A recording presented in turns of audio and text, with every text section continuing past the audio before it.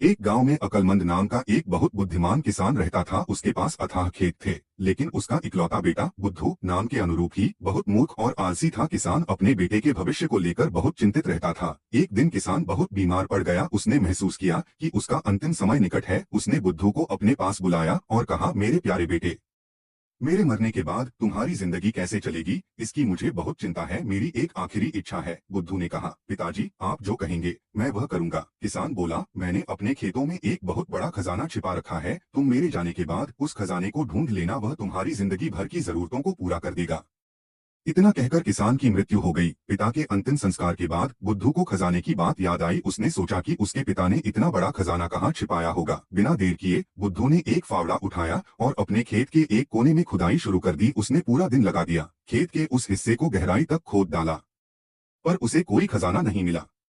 अगले दिन उसने खेत का दूसरा हिस्सा खोदना शुरू किया और फिर तीसरा। एक हफ्ते के अंदर अंदर बुद्धू ने अपने पिता के सारे खेत को एक सिरे से दूसरे सिरे तक गहरी खुदाई करके खोद डाला। खेत की पूरी मिट्टी ऊपर नीचे हो गई, पर उसे कहीं कोई संदूक या सोने चांदी का खजाना नहीं मिला।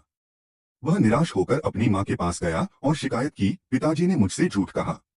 मैंने पूरा खेत खोद डाला, पर कहीं कोई खजाना नहीं मिला। माँ मुस्कुराई और बोली, बेटा, खजाना तो मिल गया है, बस तुम उसे पहचान नहीं पाए। बुद्धू ने हैरानी से पूछा, कैसा खजाना? माँ ने कहा, देखो, तुम्हारे पिता के खेतों की मिट्टी बहुत सख्त हो गई थी। तुमने आलस छोड़कर बिना किसी मशीन के सारे खेत को गहराई तक खोदकर उसकी मिट्टी को नरम और उपजाऊ बना दिया है। अब तुम उसमें बीज बो दो, जब फसल लहलहाएगी तब तुम्हें असली खजाना मिलेगा। बुद्धू को अपने पिता की बुद्धि और दूरदर्शिता समझ में आई। उसने पिता की याद में खेत में अनाज बो दिया। कुछ ही महीनों में खेत में इतनी बम्पर फसल हुई कि बुद्धू ने उसे बेचकर बहुत सारा धन कमाया। उस दिन बुद्धू समझा कि सबसे बड़ा खजाना शारीरिक मेहनत और धरती का उपजाऊपन होता है। उसने आलस छोड़ दिया और एक मेहनती किसान बन गया।